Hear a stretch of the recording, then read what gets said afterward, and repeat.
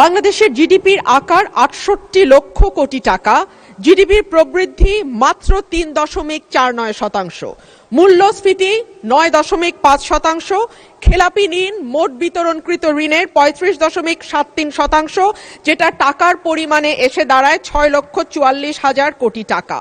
সামগ্রিক ব্যাংকিং খাতে মূলধনের পর্যাপ্ততা ঋণাত্মকে গিয়ে দাঁড়িয়েছে, সেটি এখন ঋণাত্মক ২.৬৪%। বেসরকারি খাতে ঋণের প্রবৃদ্ধি কমতে কমতে ২২% থেকে নেমে দাঁড়িয়েছে ৫%। বাণিজ্য ঘাটতি বেড়েছে এবং হয়ে দাঁড়িয়েছে $২২.২১ বিলিয়ন, যেটি ইন্ডিকেট করে রপ্তানির হ্রাস এবং আমদানির বৃদ্ধিকে। আগে যেটা ছিল ২২%।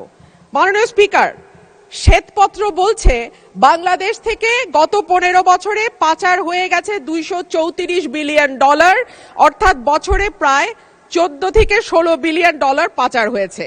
অন্যদিকে গ্লোবাল ফাইন্যান্সিয়াল ইন্টিগ্রিটি বলছে ওভার এবং আন্ডার ইনভয়েসিং এর মাধ্যমে বছরে $৮ বিলিয়ন দেশ থেকে বাইরে গেছে।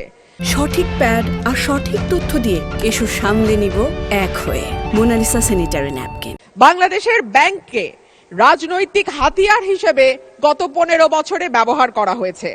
যাদের দৃশ্যমান কোনো ব্যবসা নাই তাদেরকে ঋণ দেয়া হয়েছে, পরিবারের হাতে ব্যাংকগুলোকে একটির পর একটি তুলে দেয়া হয়েছে। রাজনৈতিক সিদ্ধান্তে সুদ হার ও ডলারের দাম ঠিক করা হয়েছে।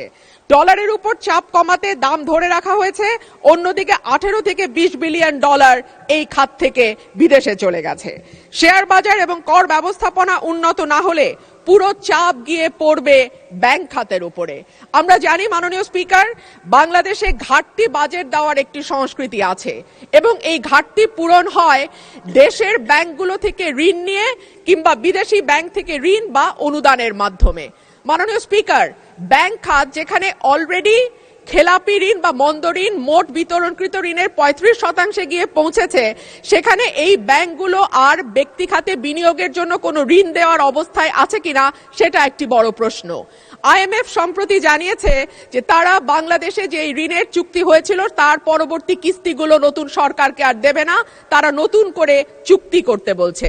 সুতরাং এখন ঋণের দিকে আমাদের তাকাতে হবে চীন বা এরকম কোন দেশের দিকে। আমরা যখন কোনো ভিন্ন দেশ থেকে ঋণ নেই এডিবি, ওয়ার্ল্ড ব্যাংক বা IMF এর বাইরে গিয়ে, তখন দেখা যায় সেখানে সুদের হার অনেক বেশি থাকে এবং দ্রুত সময়ের মধ্যে সেটি পরিশোধেরও একটা চাপ থাকে। সো এই সামষ্টিক অর্থনৈতিক চাপের মধ্যে অর্থমন্ত্রী কি করে এই বাজেট বাস্তবায়ন করবেন।